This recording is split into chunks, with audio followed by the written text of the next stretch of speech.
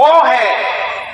तो प्रिय सज्जनों, ये अड्डा पिंडा जो मज स्थावर चार खानियां सबने ईश्वर की है। साहब कबीर कहते का पर दया कीजिए, का पे निर्दय होए, और साईं के सब जीव है कीरी गुज्जर होए। सब साईं के जीव, कोई ऐसा नहीं है, अलग नहीं, सब परमात्मा का जीव। आगे फिर कहते हैं मनुष्य तन आ गया। मैं आपको बता रहा था कल, मनुष्य तन की जो उत्पत्ति हुई, इस मनुष्य तन में दो प्रकार के जीव हो गए, दो लोग हो गए। हमारे आपके बीच में दो लोग रहते हैं। कौन कौन? एक देवता और एक दैत्य। आज भी है कि अलग अलग देवता और दैत्य में पहचान, कोई सीन पूछ तो नहीं हो लंबी लंबी, कि दैत्यन की बड़ी बड़ी पूछ लाभ होए, बड़ी बड़ी सींग लाभ होए, बड़े बड़े दांत बना दिए होए, ऐसा कुछ है क्या? एक जैसे हैं देखने में। आचरण से देवता और दैत्य होते हैं, आचरण से देवता और दैत्य होते हैं। साहब कबीर ने दैत्यों की क्या पहचान बताई कि भाई नाराज मत होना, मैंने बता दिया पहले कि ये कबीर पंथ की कथा है, और इसमें जो भी कहा जाता है वो इसीलिए कहा जाता है कि आप जागो। क्योंकि जगाया जाता है तो लोरी सुना के नहीं, थपकी लगा के नहीं। माता जी जब अपने बच्चे को सुलाती तो थपकी लगा के सुलाती, सो जा सो जा सो जा। छोटी छोटी लोरी सुनाती, बढ़िया बढ़िया प्यार से उसे सुनाएंगी, जो उसे पसंद होगा वही उसे गा गा के सुलाती ना। लेकिन जब जगाना होता है तब प्यार से कहेंगे उठो बेटा उठो, सवेरा हो गया, बेटा उठो सवेरा हो गया। बेटा नहीं उठा, उठो उठो सवेरा हो गया, फिर भी नहीं उठा। उठते हो कि नहीं? 7 बज गया, स्कूल जाना, उठ जल्दी, फिर भी नहीं उठा, फिर भी नहीं उठा। तब तो उसका कम्बल उठा करके फेंक दिया जाता, उठ जल्दी, सवेरा हो गया, है ना। उतने पर अगर जाग गया तो ठीक, लेकिन उतने पर जो नहीं जागा वो फिर से कम्बल ओढ़ देता है। तुमने कम्बल उठा के अलग फेंक दिया तो गद्दा ही पलट करके सो गया, तो तुम समझ लो कि फिर वो इंसान नहीं है, फिर वो इंसान नहीं है, फिर उसकी प्रवृत्ति खराब है। और वो फिर 8-9 बजे तक 10 बजे तक सोए। जो लोग सूर्य उदय के बाद 10-11 बजे तक सोते हैं उनको कौन कहते हैं? उन्हें क्या कहा जाता है? उन्हीं को राक्षस कहा जाता है।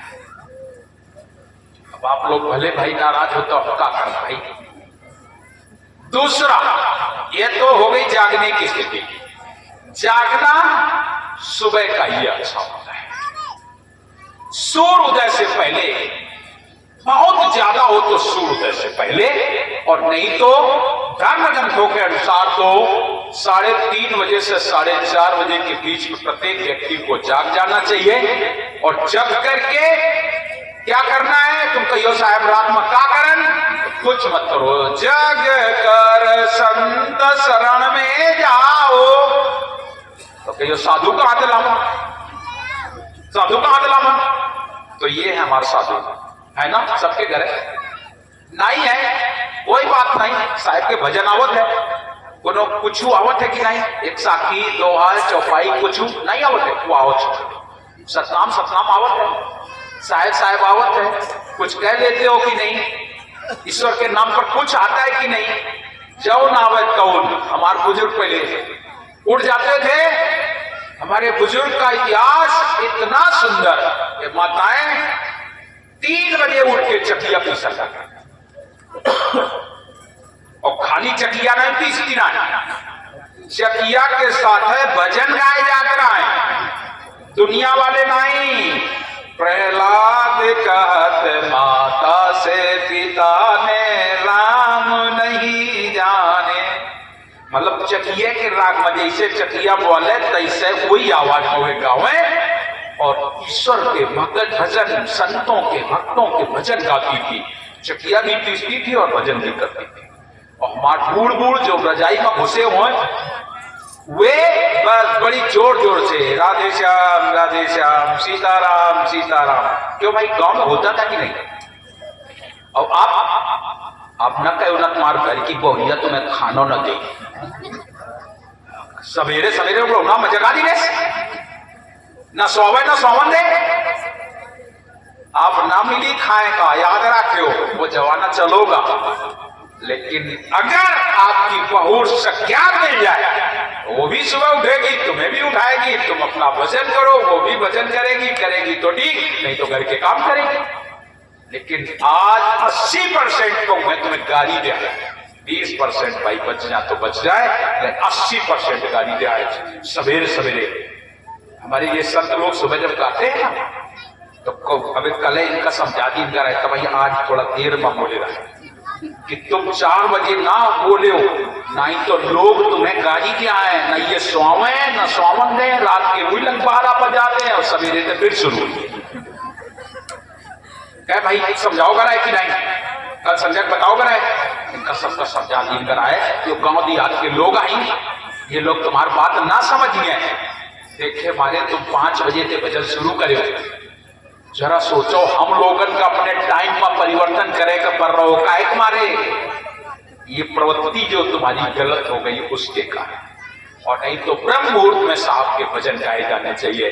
ब्रह्म मुहूर्त में चिंतन करो, मनन करो। हमारे जो बच्चे हैं इनको ब्रह्म मुहूर्त में उठाओ, अध्ययनशील बनाओ। ये बच्चे अगर पढ़ेंगे विद्या अच्छी अर्जन करेंगे। जो बच्चे सुबह उठ करके पढ़ते हैं उनका बुद्धि विवेक अच्छा होता है। लेकिन जेके जय बाप माथारी देखे तय लड़का माथारी सोवे 11 बजे तक तो लड़का सोवे 12 बजे तक। कहाँ फर्क पड़ता भाई?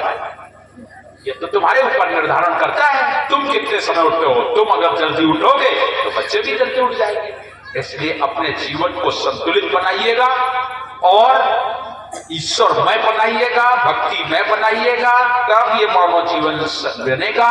राक्षस कोई और नहीं है, हमारे तुम्हारे बीच में ही राक्षस रहते हैं और हमारे तुम्हारे घर में ही प्रकट होते हैं। तब तो एक कंस हुआ था, आज घर घर में कंस। एक कंस ने अपने पिताजी को गद्दी से उतार करके राज्य पकड़ी और आज घर घर में कंस है। अपने माथारी बाप की जमीन हड़प ले और बाप से कहा जा मर्जी अवस्था जाओ। हो रहा है कि नहीं? पिता भूखे मर रहा है, लेकिन लड़कवा का जो बड़े वाले देखें उनका ज्यादा देगी न, उनका छोटे वाले देखें उनका ज्यादा चाहत है। क्यों भाई ऐसा हो रहा है कि नहीं हो रहा है ना? उनको ये बोध नहीं दिया गया है। अगर ज्ञान दिया गया होता तो ऐसा नहीं होता। एक पंडित जी थे, उनके 4 लड़का रहा। चारों लड़का मात्र 3 लड़का जो है 23 अपने धंधा व्यवसाय में लगा। एक वाला जो छोट वाला तो पंडित जी बोले काला के खा लाओ पढ़ा दे नीचे। पढ़ाई के समय अगर है बढ़िया पढ़ा तो खाओ पढ़ावन देती। कहा अपने यहां उस समय विद्या का केंद्र माना जाने वाला काशी भेज देते। उसको भेज दिया काशी, और जब काशी भेज दिया तो वो गुरुकुल में जाकर के विद्या अध्ययन करता है। 4 वेद 6 शास्त्र 18 पुराण का ज्ञाता बन गया। बहुत बड़ा विद्वान। 12-14 साल में 18 साल में घरे आवे, और जब घरे आवे तो घरे जो 3 भाई आए वे बोले पिताजी बोले का अब यो जो छोटकवा पठाई दी नो काशी वो घरे अब ना आई करो। यो खेतवा जो है 3 भाग में बांट दे दो। अब वो की आज छोड़ा हो तो गा, और जबरदस्ती करके खेतवन के 3 हिस्सा करवा ली ने। और जो जाजात रहा है घरे सोना चांदी वो के 3 हिस्सा लग गए। बंटवारा होगा, घर द्वार खेती पाती सोना चांदी सब बटगा 3 हिस्सा। कुछ दिन बाद वो लड़का घरे आओ, और जब घरे आओ तो माता जी पिताजी की बड़ी हाल खराब। जेखे दरवाजे जाए वो आए डांटे फटकारे वन जाओ, वो कहे वन जाओ, वो वन जाओ। और तब तक छोटा वाला आ गया और आके बोलो पिताजी क्या बात है? पिताजी बोले बेटा सब बंटवारा कर ली ने 3 जन, बराबर बराबर खेती, बराबर बराबर घर द्वार पैसा रुपया सब। 3 भाई जब इकट्ठा बोले भैया और हमारा हिस्सा कहाँ है? तुम सज्जन तो ले ली, हमारा हिस्सा कहाँ है? तो 3 बोले तुम्हारा हिस्सा ये बुढ़ई बुढ़वा, इनका ले जाओ। जैसे कहें कि तुम्हारा हिस्सा ये बुढ़ई बुढ़वा है, वो बहुत खुश बा, कहला भैया बहुत बड़ा हिस्सा हमें दे दी, ये आय हमें चाहिए। अब उसको बेचारे ने बूढ़े बुढ़े बुढ़ई को ले लिया और ले करके घरे तो जगह आती नहीं, बंटवारा भी था, तो बाहर जाके जवान तमाम जमीन पड़ी रहता है। उस सरवा माँ ने एक बढ़िया मड़ैया धरीस और वही में अपने अम्मा और बप्पा कर रखे और आराम थे। वो तो ब्राह्मण था और ब्राह्मण के लिए तो भिक्षा याचन करना कोई बुरी बात नहीं थी। वो क्या कहते हैं, कहा था उसने, जो सारे संसार को उपदेश करने वाला, उसको तुम क्या शिक्षा दे रही हो, तुम मेरे से बार बार कह रहे हो, तो उसको मतलब ब्राह्मण भिक्षा यापन करना, अपना जाए ले आए। गांव वाले भी बड़े खुश, देखो लड़का अपन बुढ़ी बुढ़वा कर लेके अलग नाम ला, उसको भिक्षा मिलती थी, बनाता था, खाता था और खिलाता था। बनाते खिलाते साल 2 साल बीते, उसके गांव में एक बहुत बड़ी क्षेत्र में, गांव के आसपास बहुत बड़ी बड़े बड़े विद्वान बुलवाए गए। जब बड़े बड़े विद्वान बुलवाए गए तो कुछ लोग बोले तो अलग दुनिया भर के विद्वान बुला रहे हो और अपने गांव में एक विद्वान राज ओहू का निमंत्रण दे, बहुत बड़ा विद्वान है, वह आखिरकार 12-14 साल काशी पढ़ो तो कुछ तो आवत हो, ओका देव निमंत्रण दे दे। तो उनके पास पहुंचे, कानला भैया दादा जो कहें, कानला गया अखंड बढ़िया कथा चलेगी 9 दिन तक और ये यज्ञ चलेगी, आप भी चलो। तो ठीक है। जब यज्ञ शुरू है तो जो समिति के लोग थे उन लोगों ने कहा सारे विद्वानों के सामने कि इस यज्ञ में सबको दक्षिणा मिलेगी, लेकिन जो यज्ञ में सबसे श्रेष्ठ विद्वान, जिसकी रहनी गहनी आचार विचार और ज्ञान श्रेष्ठ होगा, उसको जो इसमें बचेगा वो सब का सब उसे दे दिया जाएगा। दक्षिणा तो उसे मिलेगी, लेकिन साथ साथ में उसको सब कुछ दे दिया जाएगा। जैसे कहा सब कुछ दे दिया जाएगा, तो ठीक है।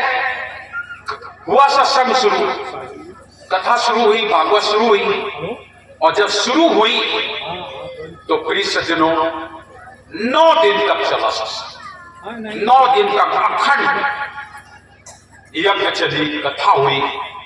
उसमें जब ये हुआ कि किसको कहा जाए कि श्रेष्ठ है, तो सारे लोगों ने मिल करके उस गांव वाले विद्वान को बताइए सबसे श्रेष्ठ है, सबसे श्रेष्ठ है। और जैसे कहा सबसे श्रेष्ठ है, बस प्रिय सज्जनों हुआ ये कि सारे लोगों को कोनो का 2100 कोनो का 5100 दे विदा कर दी ने। लेकिन जब उनके नंबर आओ तो उस यज्ञ में जो बचा था, आटा दाल चावल पैसा भी बचा, बड़ी यज्ञ थी, बड़ा बचा, वो सब का सब उसे दे दिया गया। बोले घर द्वार तो है नहीं, तो वही करो प्रधान जी के घरे धरवा दो। तो प्रधान जी के घरे धरवा दीन, रुपया जो बच्चों बढ़िया वही मकान बनवा दीन और मकान में धर दीन है, नौकाना बैठ के खाओ आराम से, खेती पाती खरीदो, कुछ करो। जब वो खुशी खुशी लाख तो तीनों भाई एक दिन पहुंचे और बुढ़ई बुढ़वा का पकड़ के काला सुना था, चुरा चुरा के धरे रहो, सब देगी न देखा और यो मकान बनवा दी न, हमारा हिस्सा है माँ है। कहो भाई ऐसे होते कि नहीं, हमारा हिस्सा है माँ है। तो बुढ़ई बुढ़वा बोले काला अब तो छोड़ दे, अब ये हड्डी बची है नहीं के भले बंटवारा कर ले, और जो यो है यो हमार ना है, यो जाओ प्रधान जी ने पूछ आपके घेर आए। प्रधान जी फिर पहुंचे और जब पूछे तो प्रधान जी बोले तुम्हें सबका उठा के नहीं करवा दे बंद, एक तो फिर खेती पाती ले ली और ऊपर से जो गांव में यहाँ हमने यज्ञ कराई जो बच्चों उम्र तुम भाग लेंगे, जा दो कि नहीं जा दो, मैं बंद करवा दे। तब तीनों बनते भाग। हम तुमसे निवेदन करत हन कि जो लोग अपने माठारी बाप की सेवा करत हैं सबसे बड़ा पुजारी वही है।